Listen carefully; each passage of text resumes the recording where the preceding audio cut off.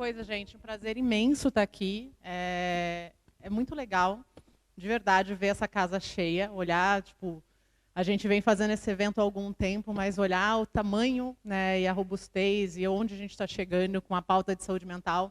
Eu lembro bem que algum tempo atrás estava falando com a Fernanda Calói, que foi do Google for Startups, um tempo assim, imagina que você vai conseguir lotar um espaço para falar de saúde mental. Isso, eu não consigo imaginar isso nem em 5, nem em 10 anos acontecendo, e a gente conseguiu fazer isso num tempo muito menor. Então, estou muito feliz. Obrigada a todo mundo. Eu sei que não é fácil, sei que tem gente que saiu de vários cantos do Brasil para estar aqui com a gente. Eu espero que vocês, de fato, curtam muito esse conteúdo.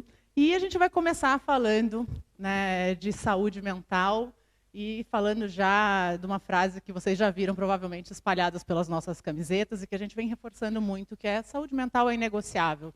É uma crença, né, de fato, da Vitude, de que, gente, não vai ter futuro se a gente não cuidar da saúde mental. Né? Se a gente continuar adoecendo no ritmo que nós estamos adoecendo, o que vai ser do nosso futuro? Né? A gente vai parar por falta de produtividade.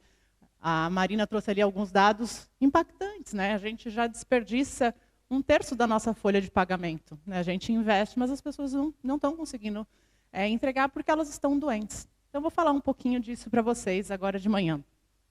Marina já me apresentou, mas eu sou a Tatiana Pimenta, eu sou uma das fundadoras da Vitude. Há 8 anos atrás, tive a ideia de abandonar uma carreira que vinha bastante tradicional no rumo, no setor de construção civil. Eu sou engenheira civil de formação, para quem não conhece. E a ideia de empreender surgiu depois de precisar conviver com um quadro de depressão e não conseguir buscar ajuda. A Má fez até uma brincadeira aqui: quem é que consegue trabalhar com R$20? Mas essa foi uma das descobertas que eu fiz quando eu tentei buscar ajuda profissional no plano de saúde. Eu passei por 3 profissionais que não conseguiram dar o devido encaminhamento quando eu estava precisando de uma ajuda profissional, e anos depois eu fui entender que o modelo de saúde suplementar hoje, ele pressiona a cadeia, principalmente o prestador de serviço. Né? Raramente você consegue encontrar um psicólogo, um médico, um nutricionista no plano de saúde. Por quê? Porque se remunera muito mal esse profissional. E uma das coisas que eu me recordo é que, em uma das minhas tentativas, acho que eu já falei isso, algumas pessoas já me viram falar, o psicólogo dormiu na sessão. E aí eu imagino, se você está recebendo R$20 por uma sessão de meia hora, para você conseguir pagar as contas no final do mês, você precisa fazer muitas sessões. E raramente você vai conseguir dar um atendimento de qualidade. E se você não consegue dar um atendimento de qualidade, quem é que sofre? A pessoa que está doente, que não vai conseguir resolver o seu problema, como aconteceu comigo. Passei por 3 profissionais, saí de cada uma das vezes, de cada tentativa, pior do que eu entrei naquele consultório. E daí, alguns anos depois, surgiu a ideia de criar uma solução que pudesse conectar pessoas que estivessem passando pela mesma situação que eu, que estivessem num lugar de sofrimento psíquico, precisando de uma ajuda profissional, mas que não conseguiam encontrar profissionais de qualidade. E aí surgiu a ideia de criar essa plataforma que pudesse conectar bons psicólogos, psicólogos que têm ali uma bagagem científica e acadêmica comprovada, a pessoas que estivessem, de fato, precisando da ajuda de um psicólogo. A Vitude nasce em maio de 2016, a gente completa 8 anos de fundação esse ano, e a gente está aqui para contar um pouquinho dessa história. Então, falando um pouquinho de mim, agora do Summit, são 5 anos de história, gente. Quando a gente idealizou esse evento, a gente estava passando por um momento bem significativo da Vitude, porque, como eu disse agora, a gente fundou a Vitude com o objetivo de conectar pessoas e profissionais de psicologia, e basicamente era um modelo B2C. A gente conectava 2 pontas. E a gente começou a entender que, opa, peraí, tem alguma coisa acontecendo aqui que a gente vai precisar incluir um outro stakeholder, que eram as empresas. Já tínhamos dados sobre a perda de produtividade, a gente já tinha dados da OMS mostrando o quanto as empresas estavam, sim, conseguindo apurar alguns prejuízos e perdas por conta do adoecimento mental dentro das organizações. E a gente começou a fazer uma transição do modelo de negócios de uma plataforma B2C para uma solução B2B, que ajudava a empresa a desenvolver programas de saúde mental.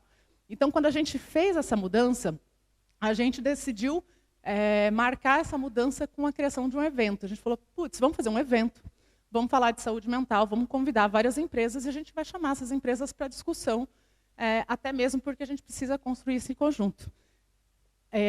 E aqui uma frase que eu usei né, no nosso evento, no Vitude Awards, ano passado, e eu brinco que a gente só está aqui porque a gente está junto, porque sozinho a gente não consegue ir para muito lugar. E eu usei essa frase do Raul, porque eu acho que ela é muito válida, né? Sonho que se sonha só é só um sonho que se sonha só. Mas sonho que se sonha junto vira realidade. E a gente está vendo a realidade aqui. Eu queria dar uma salva de palmas para vocês, porque a gente não faz esse evento se a gente não tiver a colaboração de vocês. E para a gente estar aqui, para eu estar aqui nesse palco, vocês estão sonhando junto. Vocês estão vindo aqui consumir conteúdo, trazer conteúdo, compartilhar o que vocês já aprenderam nas empresas de vocês. E essa aqui é uma fotinha do nosso primeiro encontro, né, que aconteceu no Cubo Itaú em 2020. Nesse momento, a gente estava ali contando um pouco de história, como a gente está acostumado a contar, e a gente fez esse evento 40 dias antes da OMS falar que a gente estava diante de uma pandemia. Isso aqui foi, acho que, 20 de janeiro de 2020. Ninguém sequer imaginava, né, o que estava por vir, e muita coisa aconteceu depois disso. Eu acho que aquele evento foi super importante para a gente começar o diálogo, mas foi a partir dele que muitas das conexões começaram a se formar. Ano passado, né, no nosso 4º ano de edição, a gente teve, depois de 2 anos online com a pandemia, a gente voltou para o presencial, fizemos a 4ª edição, e esse foi um pouco do impacto. Tivemos 210 pessoas, 210 empresas participando, das quais 44% estavam no estado de São Paulo. Mas o que nos chamou a atenção ano passado foi essa presença aqui, ó, de vários lugares. 11% do Nordeste, 5% do Centro-Oeste, 60% do Sudeste, 17% do Sul, 7% do Norte. Quem aqui é do Norte? Ó, tem gente aqui. Nordeste, bastante gente. Sudeste, acho que a grande maioria. Sul, o que faltou aqui? Eu pulei. O Centro-Oeste. Justo o meu, gente. Eu sou de Corumbá, lá no meio do Pantanal, eu esqueci do Centro-Oeste. A gente ainda vai apurar como é que ficou a composição, mas ano passado nós tivemos 350 pessoas presenciais, esse ano a gente teve mais de 1.100 inscrições. Então a gente teve a ousadia de triplicar o tamanho desse evento, porque a gente entendeu que era super importante seguir debatendo saúde mental. E para esse ano, né, para celebrar esses 5 anos de Summit, a gente tem um conteúdo para lá de especial. Não, são 2 dias de conteúdo, o evento é 100% presencial, a gente entendeu que fazer o modelo híbrido e transmitir competia muito, as pessoas acabavam se acomodando de certa maneira e, poxa, vai ter transmissão, então não vou. E a gente entendeu que ser totalmente presencial faria com que as pessoas estivessem aqui conosco para garantir uma coisa que a gente entende que é muito rico, que é a conexão. É o abraço apertado, é o networking, a troca. Isso é muito importante. São 16 horas de conteúdo, 12 patrocinadores. Muito obrigada a todas as empresas que estão com a gente aqui patrocinando esse evento. Né, o apoio de cada um para organizar um evento desse e para fazer com que ele aconteça é super importante. E mais de 40 palestrantes trazendo conteúdo, aprendizados e informações das suas empresas. Por que a gente organiza um summit de saúde mental? Né? Tipo, já me chamaram de louca algumas vezes, mas eu acho que tem uma razão super importante para a gente montar um evento como esse. Marina trouxe os dados, mas eu quero reforçar eles aqui. Esse dado que eu trago aqui, que é um dado da OMS, ele era de quando a gente fundou a Vitude. A gente já era, lá em 2016, o país mais ansioso do mundo. A gente já era o 2º país com maior número de pessoas estressadas no mundo. A gente só perde para o Japão, que eu acho que tem uma questão importante de cultura do trabalho lá. E o 5º país, né, com mais pessoas convivendo com quadro de depressão. A gente também é o número 1 em síndrome do burnout. Esses já eram os dados há 8 anos atrás, quando a gente fundou a Vitude. Quando eu fui estudar o mercado para ver, poxa, eu tive depressão, mas será que só eu tive depressão ou será que tem mercado aqui? E aí eu descobri esses números que não são nada palatáveis. 8 anos se passaram, a gente viveu uma pandemia, né? A gente está falando mais de saúde mental, o awareness está maior, mas os números pioraram. Eu estava até conversando, estou vendo a Ju Riscala aqui, que é a nossa parceira psicóloga, a gente estava falando ontem à noite. Eu falei assim, ela falou, você imaginou que esse evento ia ter essa proporção? Eu falei, não sei, mas eu esperava com 8 anos que os números estivessem melhores, mas eles estão piores. Né? Então, acho que tem mais uma razão para a gente não só continuar fazendo um evento de saúde mental como o Summit, para continuar ampliando ele e tendo esse tamanho que nós estamos aqui. Dado do ano passado, fechamento do dado do INSS, agora publicado nas 2 primeiras semanas de janeiro, 288 mil pessoas afastadas do mercado de trabalho. 38% de crescimento em relação a 2022. E a gente segue numa escalada. Motivos mais frequentes de afastamento. Número 1, ansiedade. Casa com o dado ali de país mais ansioso do mundo. Segundo motivo, depressão. Aí temos ali transtorno de adaptação e síndrome de burnout. Isso é que são os dados aqui que têm aparecido. Tem uma pesquisa super interessante que foi publicada há mais ou menos 3 semanas atrás pelo Itaú Unibanco, que foi feita com clientes deles. E eles simplesmente contabilizaram e estavam estudando o comportamento de consumo, né, dos clientes do banco, e eles ali identificaram um gasto, um aumento, né, dos gastos em 72%. Uma coisa muito legal, as pessoas estão aparentemente se cuidando mais, fazendo mais terapia, esses dados foram apurados ali com todo o processamento de cartão de crédito, débito e Pix. E aqui é só o recorte, obviamente, dos clientes do Itaú Unibanco. Só que eu me pergunto, né, como é que está a população em termos de acesso? A gente vive num país, 200 e poucos milhões de habitantes, mais de 100 milhões ganham aproximadamente um salário mínimo. Como é que essas pessoas conseguem acessar a saúde mental? Se a gente não conseguir promover o acesso, né, por meio das práticas corporativas, dificilmente essas pessoas vão conseguir acessar, porque o serviço público não consegue atender. E sozinhas, talvez elas não cheguem até por falta de informação. Então fica aqui uma reflexão. Né? Muitas vezes eu escuto, mas é papel da empresa cuidar da saúde mental, não é? Gente, os números estão aí. Se não cuidar, vai custar mais caro. Custa em perda de produtividade, em absenteísmo e uma série de outras coisas. Aqui uma pesquisa que ano passado, inclusive no Vitude Awards, foi premiada como um trabalho, né, de impacto social e de uma grande contribuição para a sociedade, que foi um estudo feito pelo Instituto Cactus, junto com a Atlas Intel. Eles monitoraram, e aqui é só para vocês terem um pouquinho de noção de como eles compuseram a pesquisa, foram 3 pilares. Eles estavam olhando confiança, vitalidade e foco. É um questionário geral de saúde com 12 inventários ali, onde eles mensuram essas frases que vocês estão vendo. Então, são algumas delas, né? Ter perdido a confiança em si mesmo, ter tem pensado que é uma pessoa inútil, tem perdido o sono. São algumas das coisas que se pesquisa nesse questionário. Vamos aos números. No pilar confiança. Eu vou deixar vocês olharem, porque acho que me chama a atenção uma coisa aqui. Se a gente somar o amarelinho, o laranja e o vermelho, 40% das pessoas que responderam perderam a confiança em si. Né? No mais agravado ali, se a gente soma o 17 com 12, já são 29. Tem pensado que é uma pessoa inútil. 17% das pessoas que responderam à pesquisa pensam que são inúteis. E a gente está vendo, ainda ontem, falando também com a Ju e com alguns outros profissionais que a gente tem ali como parceiros na Vitude, os casos têm piorado. A criticidade dos casos tem piorado. Né? Tem psicólogos que estão formados há 20, 30 anos, que estão estudando mais do que nunca agora, porque o número de ideação suicida tem crescido, né? A gravidade dos casos de depressão tem crescido, e é isso que a gente tem visto. Mais um pouquinho aqui, vitalidade. Tem se sentido constantemente esgotado sob pressão. Olha a quantidade de gente. 1/4. 24% dos respondentes se sentem esgotados. Tem perdido o sono, 21%, preditor de burnout. Se eu não durmo, gente, dificilmente eu consigo me recuperar do dia a dia. Né? Acho que a fonte principal aqui para a gente conseguir estar bem é conseguir dormir. Outras coisas, né? Não vou ficar passando, mas tem se sentido infeliz e deprimido. Outros 17% dizem que é muito mais do que de costume. Se a gente somar o muito mais e o pouco mais, a gente está falando de quase 1/3 das pessoas. Esse número é assustador.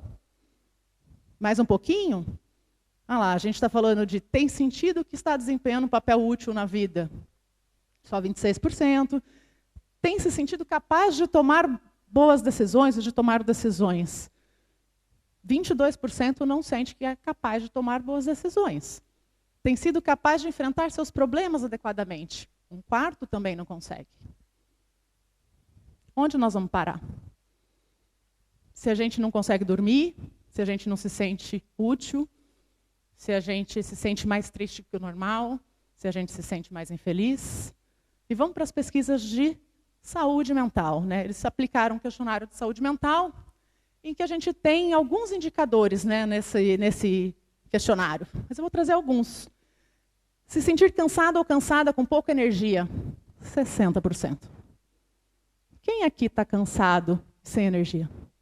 Gente, falando sério. Não precisa ter medo. Se aqui tem 60%, a gente tem um recorte aqui.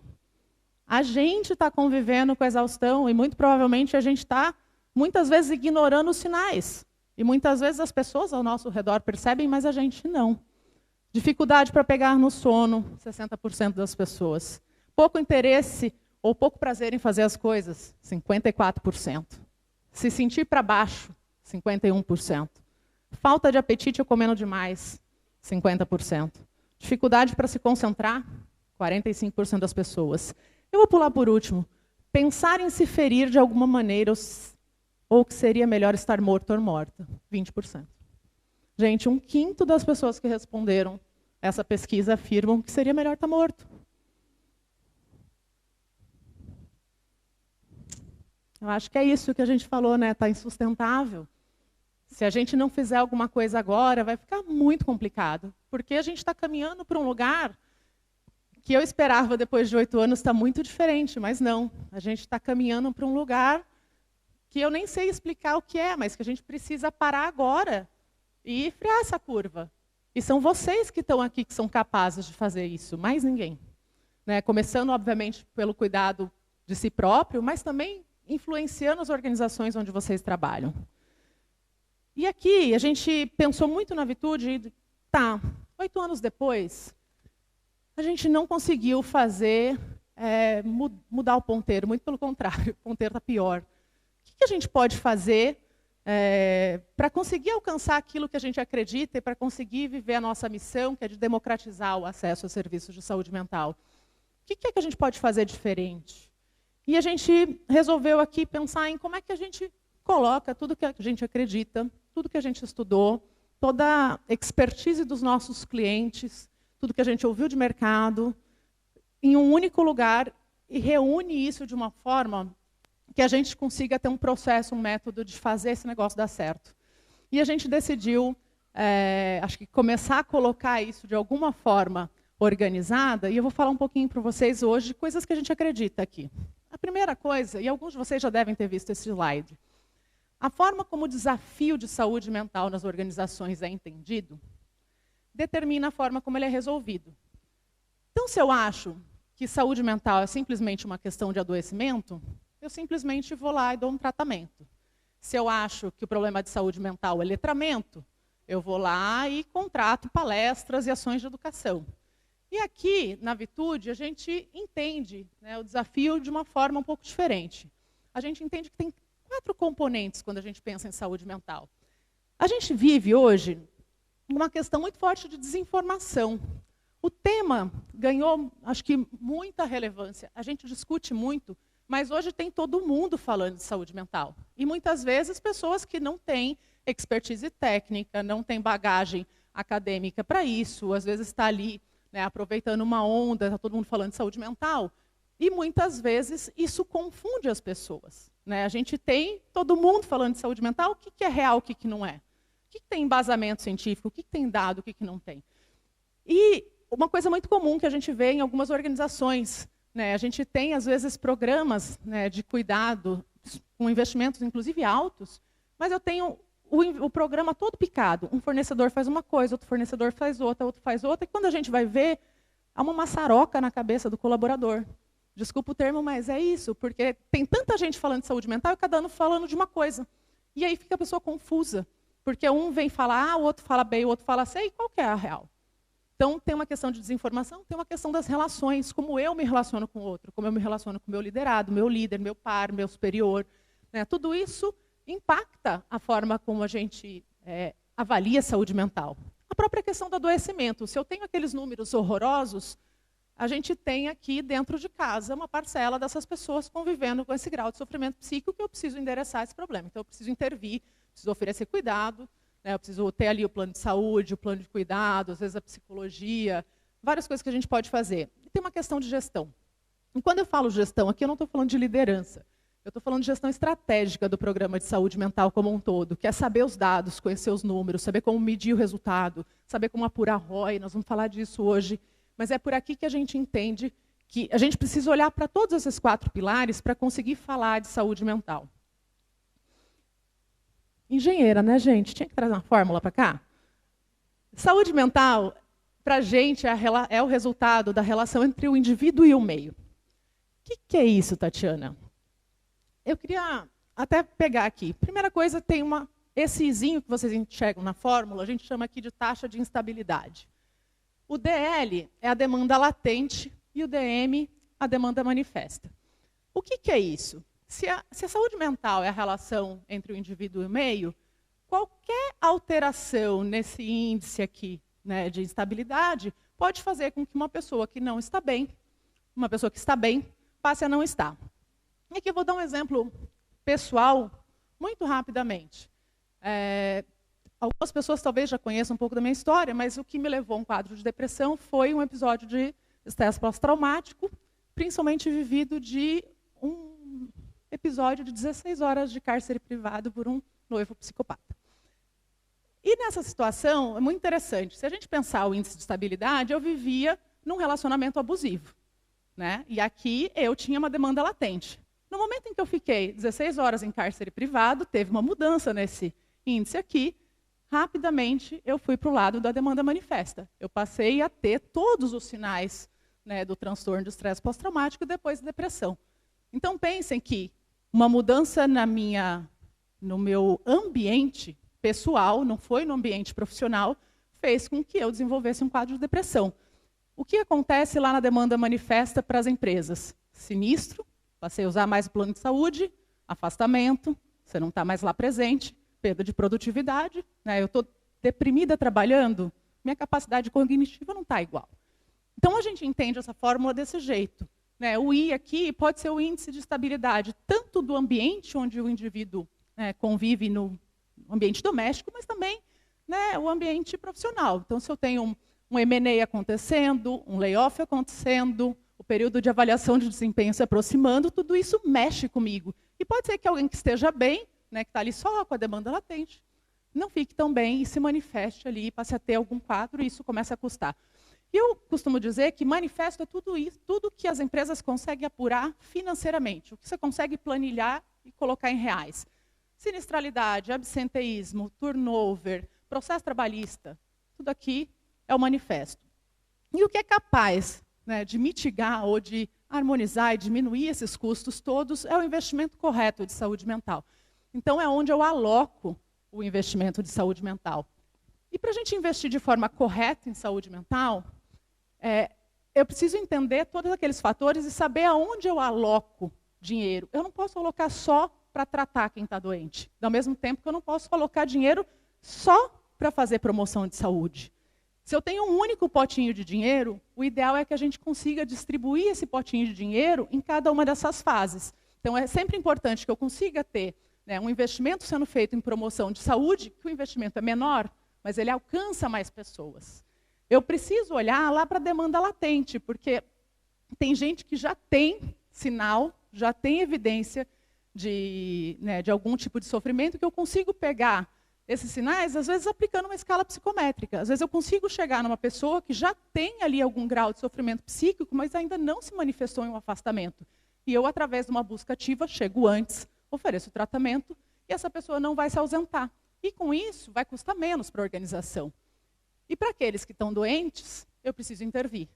E aí, gente, quando eu preciso intervir, essa intervenção precisa ser de qualidade. Porque como é que eu vou tratar uma pessoa que está num quadro de depressão severo se eu não tiver um profissional capacitado? Como é que eu vou acolher e dar o manejo correto para alguém com uma ideação suicida se eu não tiver um bom profissional? Se para um profissional experiente manejar caso crítico já é difícil, imagina para alguém que está recebendo R$20 por uma sessão. E por que a gente está repetindo um pouco desse R$20 por uma sessão? Porque é o que a gente tem visto aumentar no mercado. Todos os lugares que a gente tem passado, a gente tem visto cada vez mais surgirem soluções onde o profissional de psicologia ganha quase nada. O que acontece é que quem está na ponta não consegue ter o devido tratamento, quem está na ponta não consegue ser atendido. Então, fica aqui uma reflexão, inclusive para a gente, quando contrata alguma solução, pensar, será que eu estou pensando no sistema como um todo? Ou eu estou só contratando preço? Eu acho que tem uma provocação aqui importante, porque a gente está falando de algo muito sensível, que demanda expertise técnica, demanda qualificação, demanda supervisão clínica, demanda estudo constante, você precisa trocar com colegas. Não é fácil, né, estar na pele do profissional de psicologia, de psiquiatria, de qualquer profissional que trabalhe com saúde mental. Então, fica aqui a reflexão de que quando a gente precisa fazer uma intervenção, precisa de gente muito bem capacitada. Pense que se vocês pegarem, sei lá, um diagnóstico de câncer, não é qualquer profissional que você vai procurar para te tratar. Você vai buscar alguém muito competente para fazer isso. E provavelmente não vai ser ninguém sendo mal remunerado. Nesses anos todos, a gente conversou com mais de 5.000 empresas. E, fora as empresas que a gente tem no portfólio, a gente conseguiu identificar alguns padrões e a gente qualificou essas empresas aqui em estágios de maturidade. E, basicamente, a gente encaixa essas empresas em 4 estágios. O estágio da negligência. E aqui, negligência, entendo as empresas que ou estão escolhendo ignorar o problema, ou que, às vezes, dão uma maquiada no problema mesmo. Elas acham que não é responsabilidade delas. A culpa é do indivíduo. É o sujeito que não está bem, ele que tem problema em casa. E sim, gente, a gente tem problema em casa, está tudo bem, a gente vai para o trabalho. E alguém precisa cuidar disso. O estágio de conscientização é quando a gente começa a entender que existe um problema e a gente começa a endereçar esse problema. Então, eu começo a fazer algum tipo de letramento, eu começo a investir em programas de apoio ao empregado, mas ainda são ações fragmentadas e pontuais. Eu ainda não tenho uma consistência, uma constância.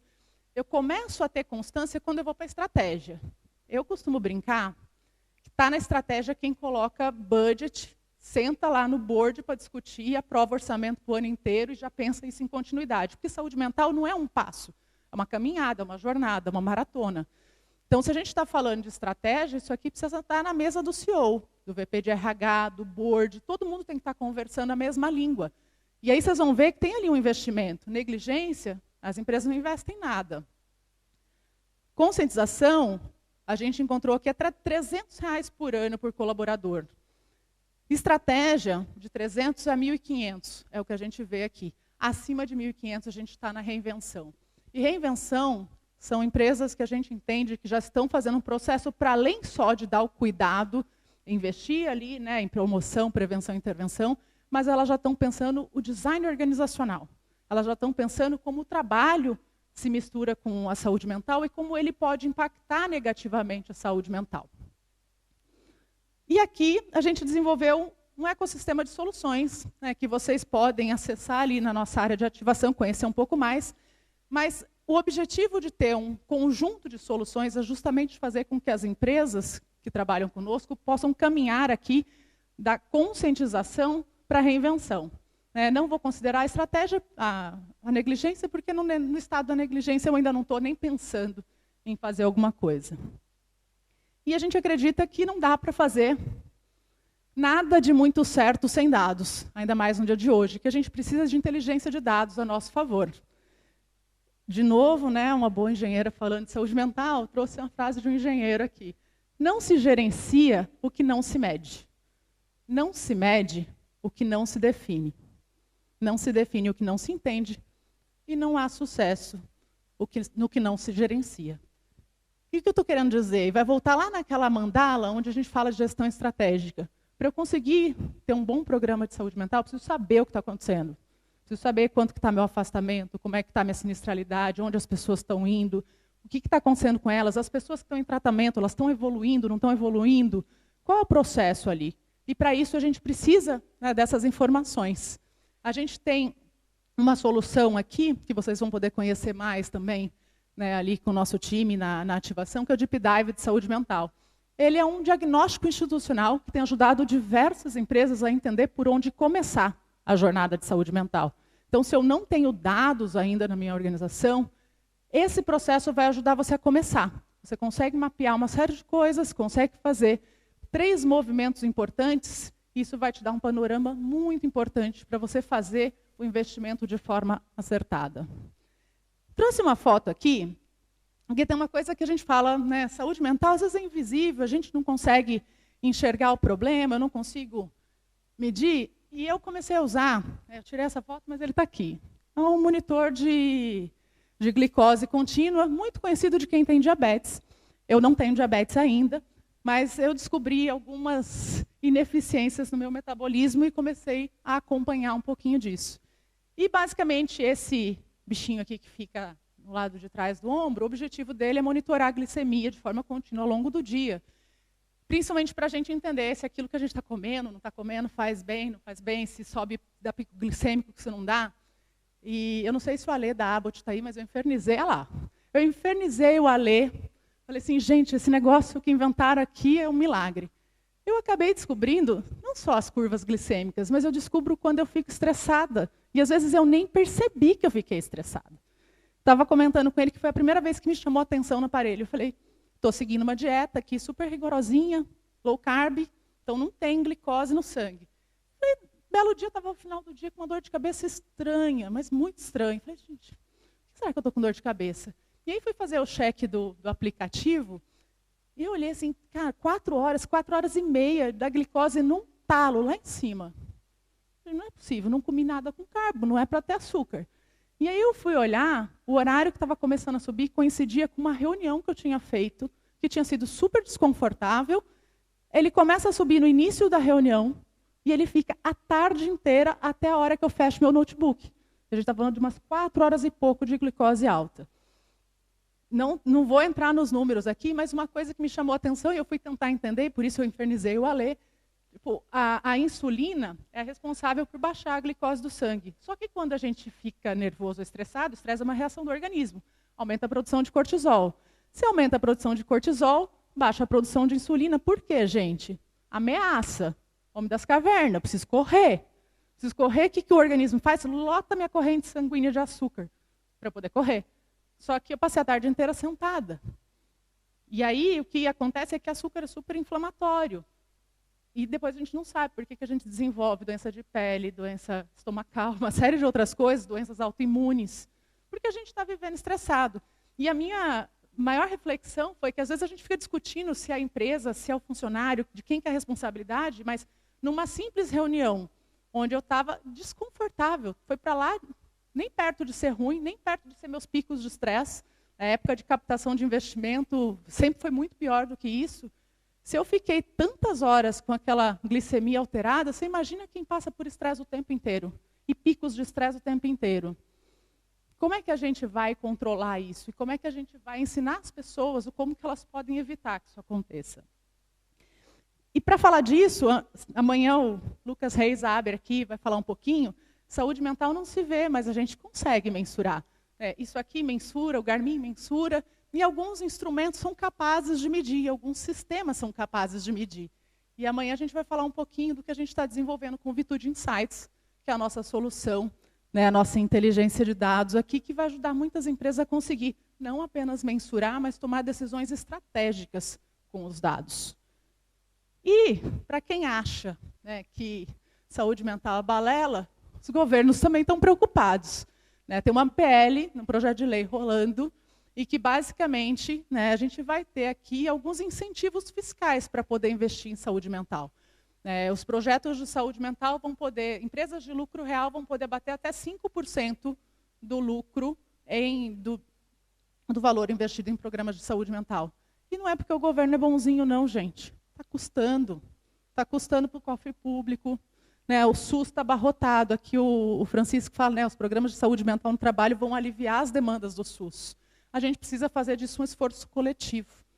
E a gente conta muito com vocês.